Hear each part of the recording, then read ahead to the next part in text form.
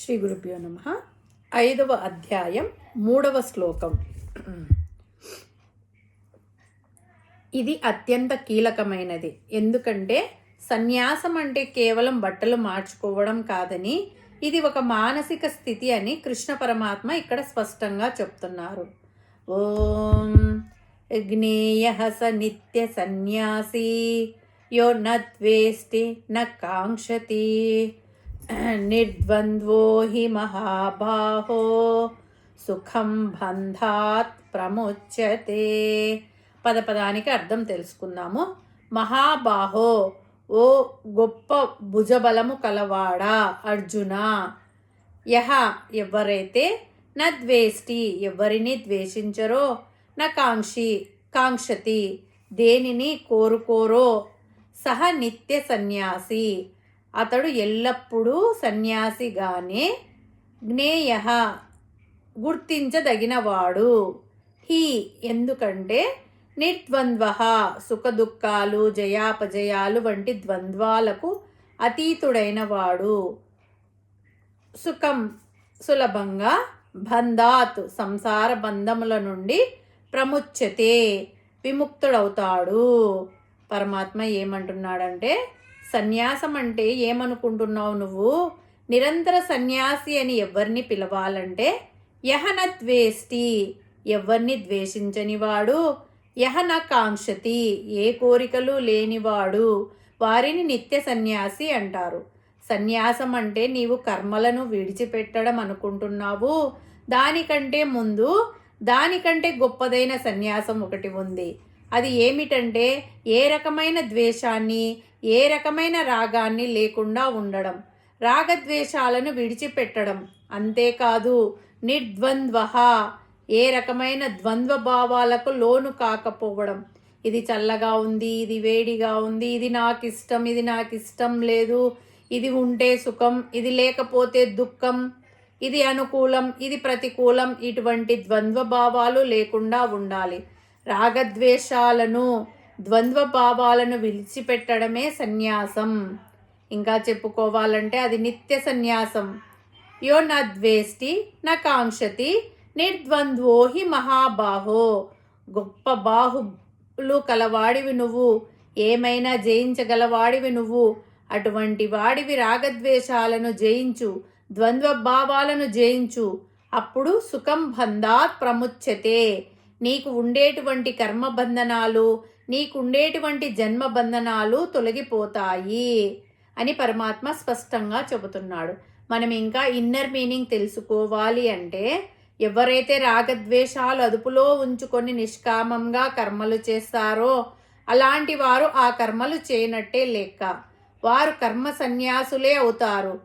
అటువంటి కర్మలు వారికి బంధనములు కలిగించవు. ఇక్కడ పరమాత్మ సన్యాసం అంటే కర్మలను వదిలివేయడం కాదు, చేసే కర్మలను రాగద్వేషములు అదుపులో ఉంచుకొని ద్వంద్వాలకు అతీతంగా నిష్కామంగా కర్మలు చేయడం అని చెప్పారు.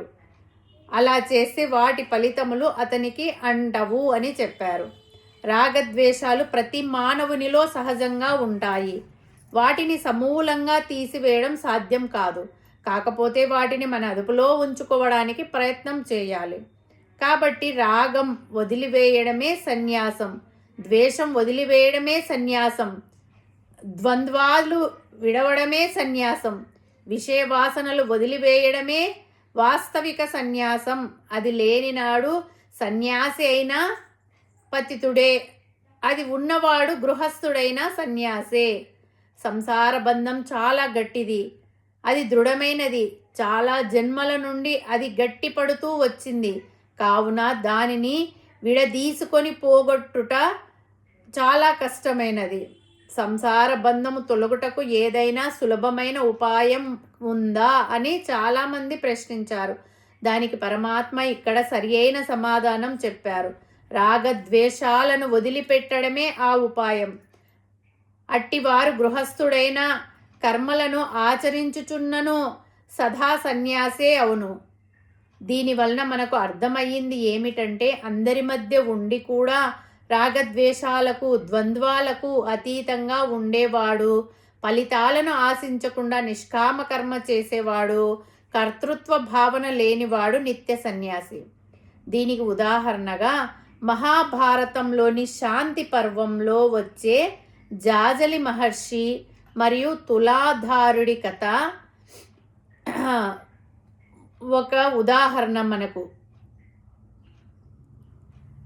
జాజిలి అనే ముని గొప్ప తపస్వి.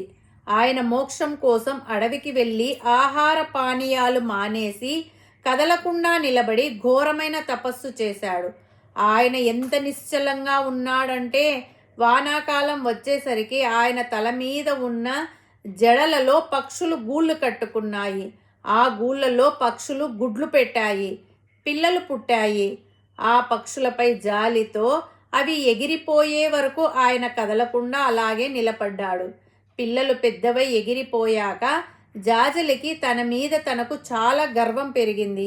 ఈ ప్రపంచంలో నాకంటే గొప్ప ధర్మాత్ముడు సన్యాసి ఎవ్వరూ లేరు. నా తల మీద పక్షులు కాపురం చేశాయంటే నేను ఎంతటి అహింసావాదినో కదా అని ఆయనకు అహంకారం వచ్చింది. జాజిలి అహంకారాన్ని గమనించిన ప్రకృతి ఒక ఆకాశవాణి ద్వారా ఇలా పలికింది. జాజలి, నువ్వు గొప్పవాడివే, కానీ కాశీలో ఉన్న తులాధారుడు అనే వ్యాపారి కంటే గొప్పవాడివి మాత్రం కాదు. ఈ మాట వినగానే జాజలి మహర్షికి ఆశ్చర్యం, కోపం కలిగాయి. నేను ఇన్ని ఏండ్లు తిండి తిప్పలు మానేసి తపస్సు చేస్తుంటే ఆ పట్టణంలో ఉండే ఒక సాధారణ వ్యాపారి నాకంటే గొప్పవాడా? అది ఎలా సాధ్యం అని తేల్చుకోవడానికి కాశీకి వెళ్ళాడు. కాశీలో తులాధారుడు ఒక చిన్న కిరాణా కొట్టు నడుపుతుంటాడు. జాజిలి అక్కడికి వెళ్ళగానే తులాధారుడు చిరునవ్వుతో ఆహ్వానించి, స్వామి, ఆకాశవాణి మాటలు విని నా దగ్గరకు వచ్చారా? రండి అంటాడు. జాజిలి మహర్షి దిగ్భ్రాంతి చెందుతాడు. తులాధారుడికి తన మనస్సులో విషయం ముందే తెలిసిపోయింది ఎలా అనేసి జాజిలి మహర్షి అడుగుతాడు. నువ్వు వ్యాపారివి, రోజు తూకాలు వేస్తూ లాభాల కోసం చూస్తుంటావు. నీకు ఇంతటి జ్ఞానం, గొప్పతనం ఎలా వచ్చింది అని అడుగుతాడు. తులాధారుడు తన తక్కెడను చూపిస్తూ ఇలా వివరిస్తాడు. సమదృష్టి మహర్షి, ఈ తక్కెడ త్రాసు రెండు వైపులా ఎలా సమానంగా ఉంటుందో నేను కూడా లాభ నష్టాలను, సుఖదుఖాలను అలాగే సమానంగా చూస్తాను. నేను నా వ్యాపారంలో ఎవ్వరినీ మోసం చేయను, అతిగా లాభాలను ఆశించను, ఎవ్వరినీ కష్టపెట్టను. నా పట్ల ఇతరులు ఎలా ఉండాలని కోరుకుంటానో నేను ఇతరుల పట్ల అలాగే ఉంటాను. నేను చేస్తున్న పనిని భగవంతుని సేవగా భావిస్తాను. సన్యాసం అంటే అడవులకు వెళ్ళడం కాదు, సమాజంలో ఉంటూ కోరికలకు బానిస కాకుండా ఉండడము.